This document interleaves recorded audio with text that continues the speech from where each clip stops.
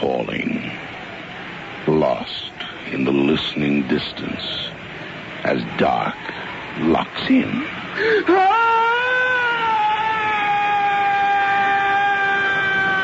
Nightfall.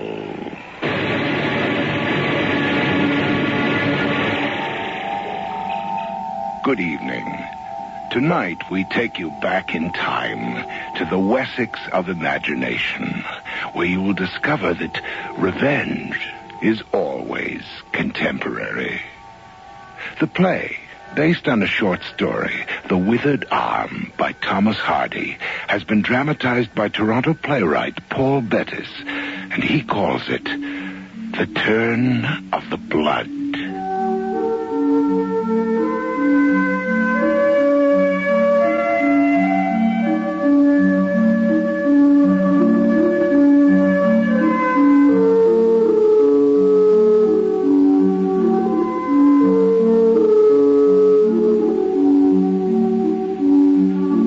The time of the year was early April. The hour was 6 in the evening. The troop of milkers had reached a moment for a little conversation. Married? Bringing her home tomorrow. Oh, yes. Rosy cheeked little creature. Years younger than him, of course. Poor thing. Oh, what's it matter to us about Farmer Lodge's new missus? Matters to some. And they glanced across the barn at a thin, fading woman who milked somewhat apart from the rest. Rhoda Brook. 'Tis hard for she. He hasn't spoken to her for years, have he? She knows. Look at her face. Where's her boy? Behind you. Oh, Lord! Was he standing there? You near done? What? Come on, Mother. Mother and son trudged home together, up to the wild, lonely heath far above the farms.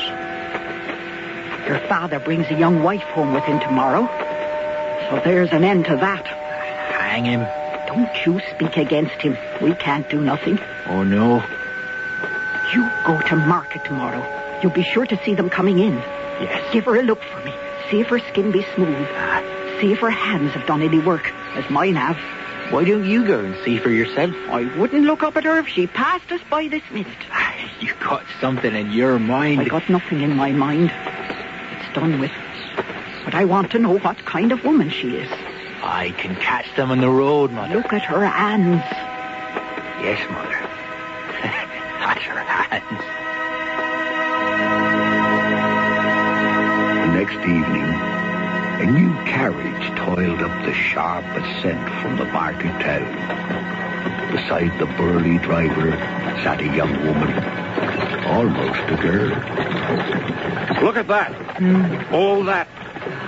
Farm, stock, land. Yeah. It's ours. Yours and mine, Gertrude. Oh, yeah. Tired? No. Nearly home. Look over there. That's our farm. You'll see it better from the top of the hill. Joseph. Mm-hmm. There's someone on the road. It's a boy. Hey, get out of the road. Joseph. Whoa! Farmer Lodge! Get back. Gonna miss you, sir. Got yourself a bride, have you? You mind your business. Oh, I do. Evening, ma'am. Don't speak to him. Got room for me? You could take the weight, couldn't you, ma'am? What do you mean by... You watch your mouth, sir. What's the matter, sir? I wonder all your You want this whip in your face? Joseph! Here, ma'am. Don't touch your hand for Don't let him touch you. Now, here, you get back. Joseph! Hup, hup. Just joking with you, sir. Good luck to you, boss. You're a fair lady, Mrs. Lodge. Damn him. Who was he? Lives with his mother a mile or so off. He's nothing. His eyes. When he looked at me, they were You like... must expect to be stared at, Gertrude, at first. Yes. But don't let yourself get too close. You must only be close to me.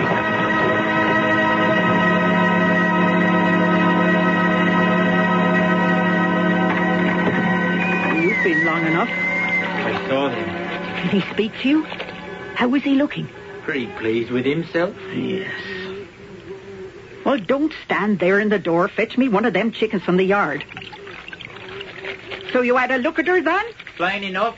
And what? She'd be like a little live doll. Dark hair? Lightish.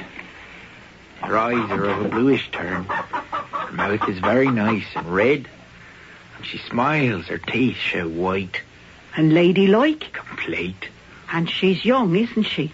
Well, she's growed up enough. What are you grinning at? Well, give me that chicken. You go and see if you've wired a hair or two now, and you be careful. Don't you go getting yourself caught. Well, they can't catch me, Mother. Wait. Her hands. You never told me what sort of hands she had. Never took her gloves off, did she? Oh. I had a good look, though. And she's white. Real tender-looking skin, Mother. Like rose petals. Only lighter. She's that soft. Rose petals.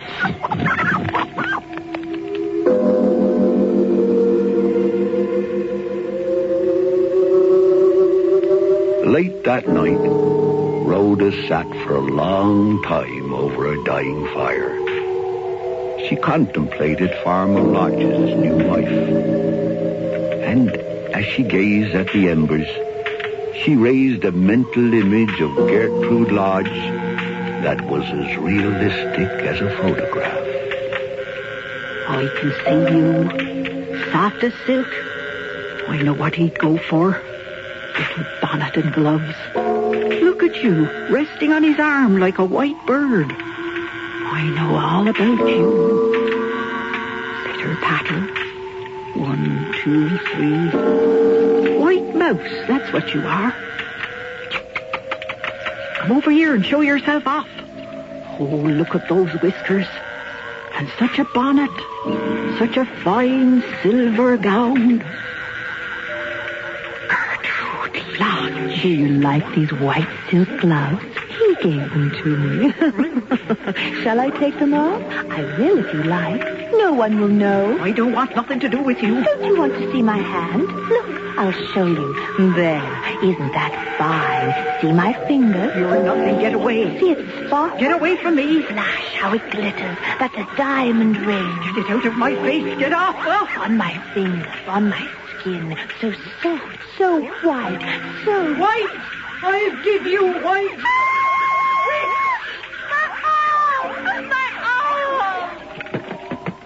Mother? Good heaven. That weren't no dream. She was here. What you doing there? She was after me. You fall asleep or what? You near fed in the fire. She was after me. What was after you? A rat? No, she. Who? She. Oh, you was saying things. I can't breathe. You hurt yourself. Mockery, that's what it is. What's wrong with your hands? She was here. I could feel her. The very flesh and bone of her. Oh, stupid. Don't you call me stupid. I could feel her in my hands, I tell you. Get to bed, Mother. It's mockery. All mockery. Rhoda Brooke slept little that night. Next morning, in the front yard, her son chopped kindling with an hatchet.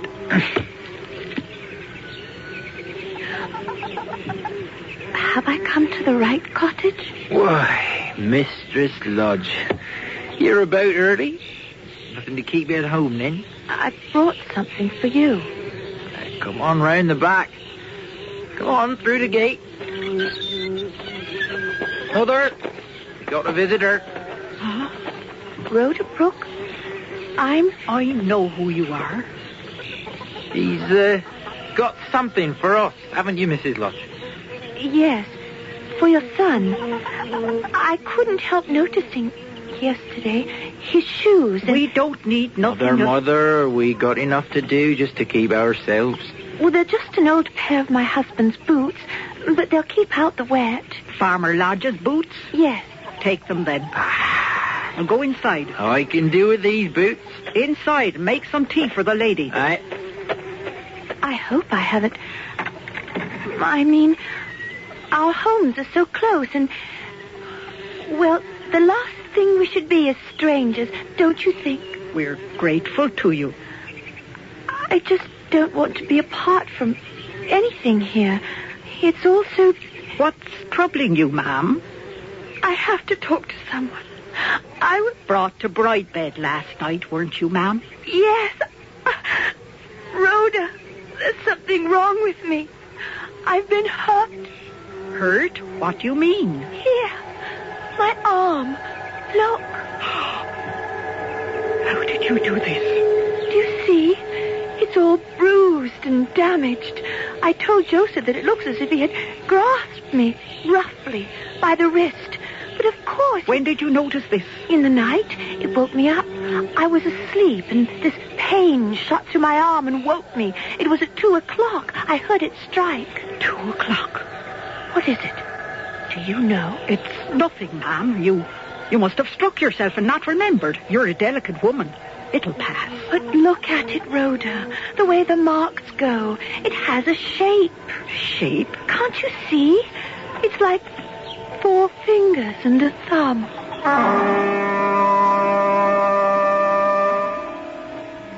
The spring turned to summer. One bright morning, Rhoda took the path that led past the lodge farmhouse. She lingered beside the sheltered rose garden and peered over the eye edges at the windows of the house. Over here. What? Through the hedge. Mrs. Lodge? Come round to this side. There's a gate to your left. Good. No one can see us here. Whatever have you been doing to yourself? What? Oh, cutting roses. But your hand. Oh, can one cut roses without drawing blood? I've been looking to see you. We must talk. Your arm? Yes. You can tell, can't you? It's worse. Much worse. I've seen doctors, but what do they know? Bathe it in hot water, rub it with oil, wrap it in linen. It hurt you, ma'am? Oh, yes, dreadfully. And listen, it makes him dislike me. I wouldn't mind that if I were you. Keep it covered from his sight. No, he knows it's there. He thinks about it. Men think a lot of personal appearance, you know. Some do. It's a disfigurement. Look at it now. It's taken hold. My flesh is blasted. You see, right up to the elbow, all dry and shriveled like a dead snake. And the marks of the fingers, they go right to the bone. Oh, ma'am. But you know what I must do. Don't you, Rhoda? What? I've been making inquiries, and they said you'd be the one to know. That man. God, you're trembling. But, ma'am, he would see me if you brought me. But it's 5 miles over to Egdon Heath. We can walk. No one will know. It's not right, ma'am. You think I shouldn't believe in such things. But what else am I to believe? What kind of wound is this? Look at it. Mrs. Lodge. It's a curse, Rhoda. You know it. I'll take you then. Perhaps it is the best thing.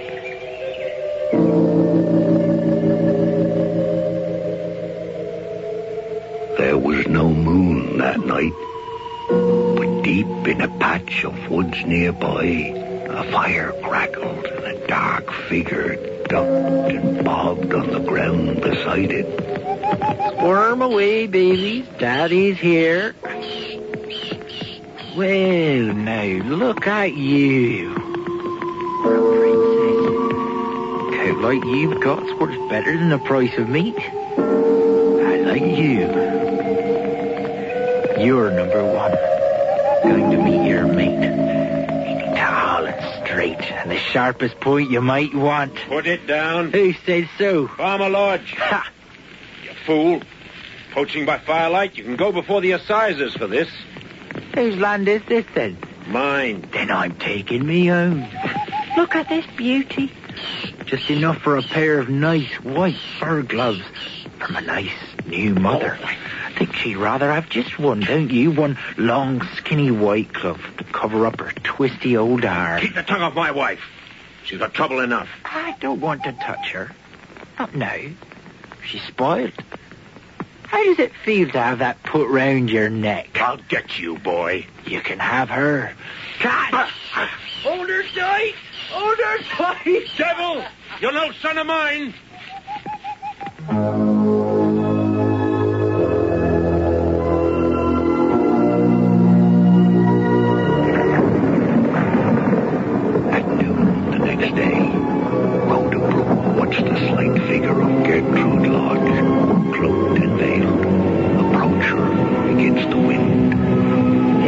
hard weather for a walk, ma'am. What does it matter? You got it in a sling. It kept me up all night. Shall we go? I'll walk on your other side. It'll be easier. As you please.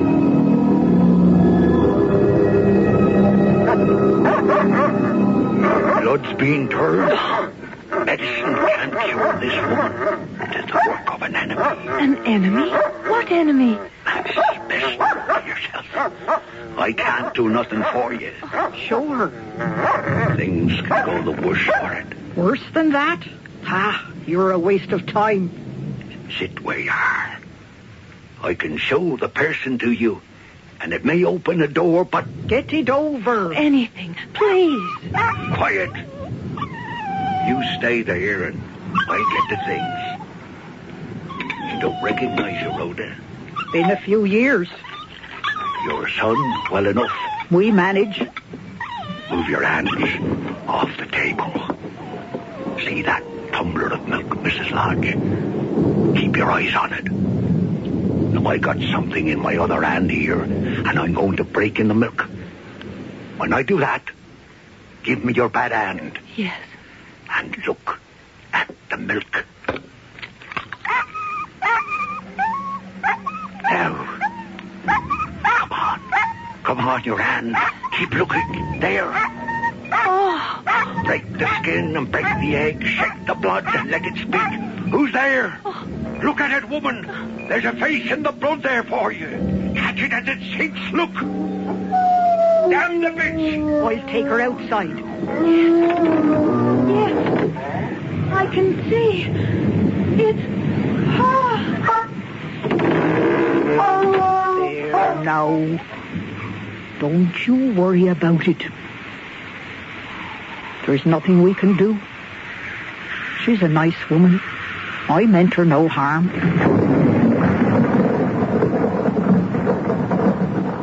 There's one way, but you don't want to know. I tell you, I've no use for my life. Well. Your blood's been turned, Mrs. Lodge. You gotta turn it back. And there's only one way for that.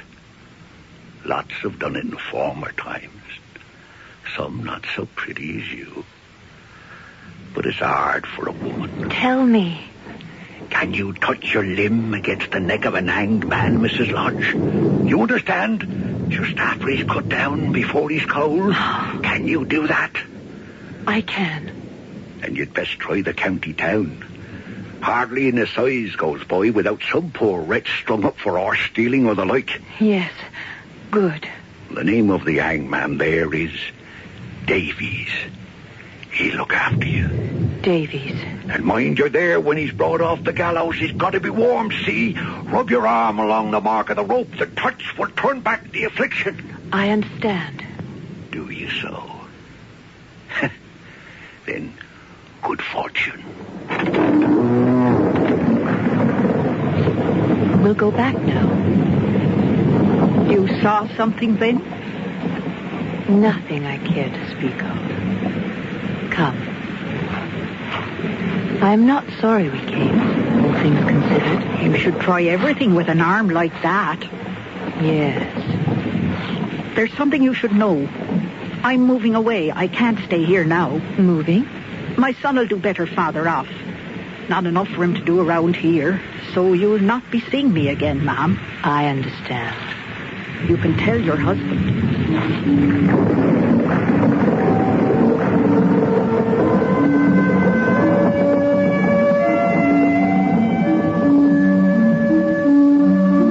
Autumn approached, and the marriage of Mr. and Mrs. Lodge sank into anger and gloom.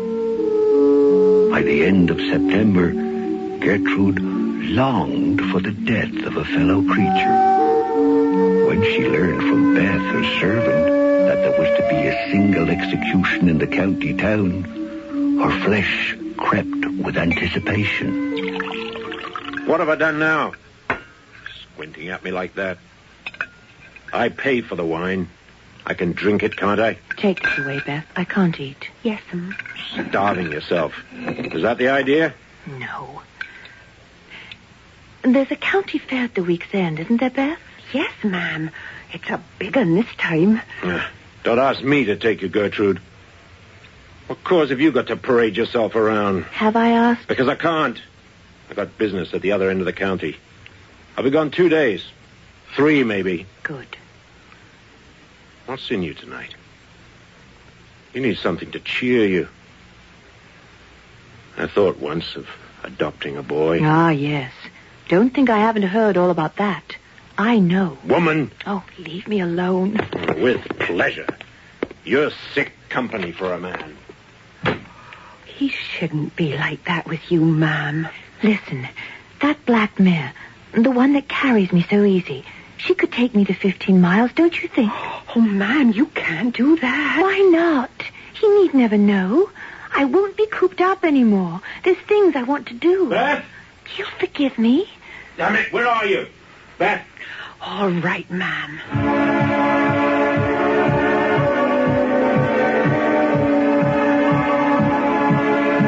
So that Friday afternoon, Gertrude Lodge made her way towards the county town.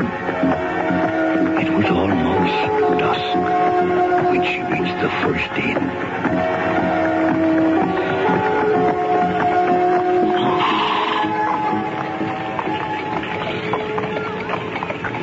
Just the night, lady. What?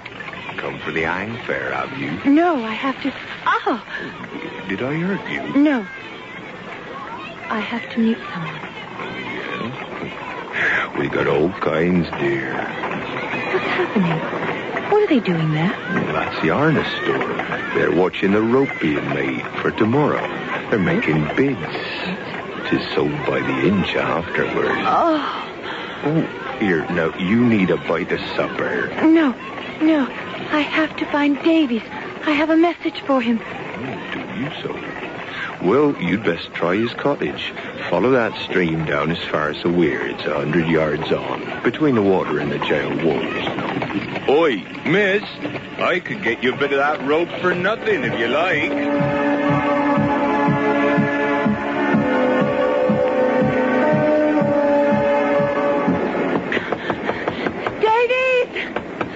Davies! What is it? 'Tis no use to come here about the knot. One knot is as merciful as another. It's not that! God, Who are you then? I can't hear! Come inside then. Sit down if you want.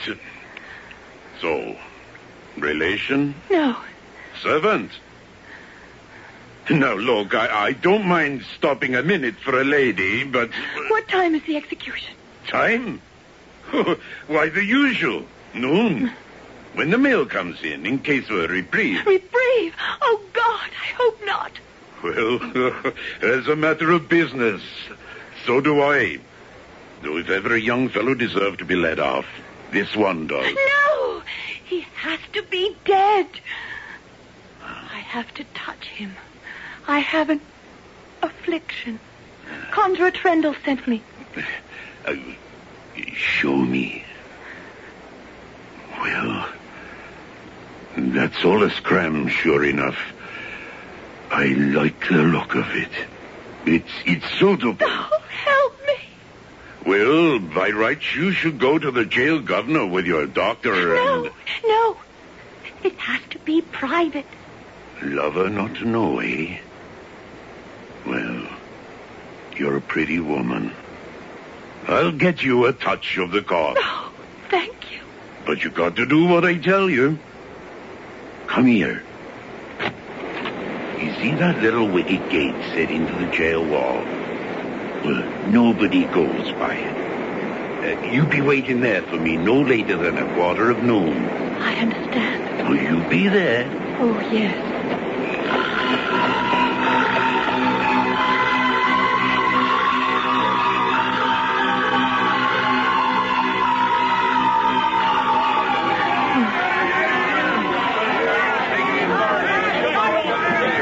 He's a criminal. All this would happen without me. Here. What's wrong with you? I've been waiting. What? Come on, then. through here. We got to move. It's a climb. Hold on to me. Oh, my arm. God help me. So she was lodged within the shadows of the stone alcove. A grey mist floated before her eyes. Fog. Oh, there. Yes. Trestles. 2 trestles. And on them, a box. A coffin. Oh, yes.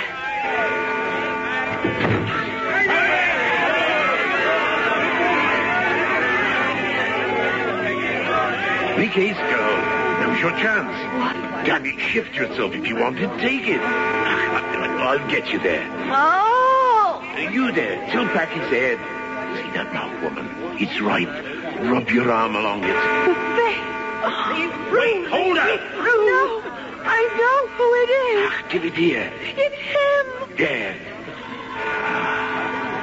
The turn of the blood. No, Rhoda. Stop. Wife, what in the name of Christ You come between us and our son even now. Even here you come between us. Now get that hell. This is what Satan showed me.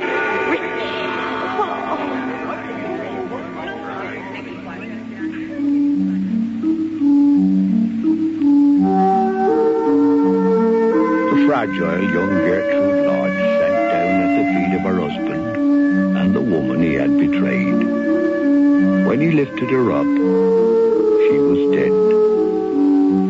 Her blood had been turned indeed, but too far.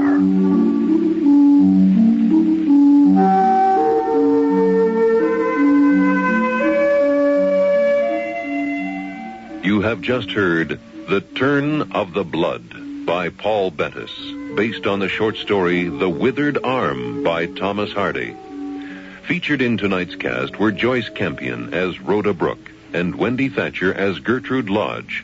Michael Wincott was heard as the son, John Gilbert as Farmer Lodge, and Anthony Parr was heard as the hangman Davies. Also in the cast were Michael Fox, Louisa Martin, and Maya Ardell. Especially featured as the narrator of tonight's program was Gerard Parks, who also played Conjurer Trendle. The recording engineer was John Jessup, with sound effects by Bill Robinson, and the production assistant was Nina Callahan. The Turn of the Blood was produced and directed in Toronto by William Lane. The executive producer of Nightfall is Bill Howell. And now, here is a final word from your host. Hello again. Next week's Nightfall is not recommended for latent schizophrenics. However, it is absolutely necessary for burgeoning narcissists. Look into my mirror. I am what you are not. Between us, we can set everything right. How? Leave that to me, Norman. Just change places with me for a little while. I can't. I mean, how could I? Even if I wanted to. There's the secret, Norman. All you have to do is will it.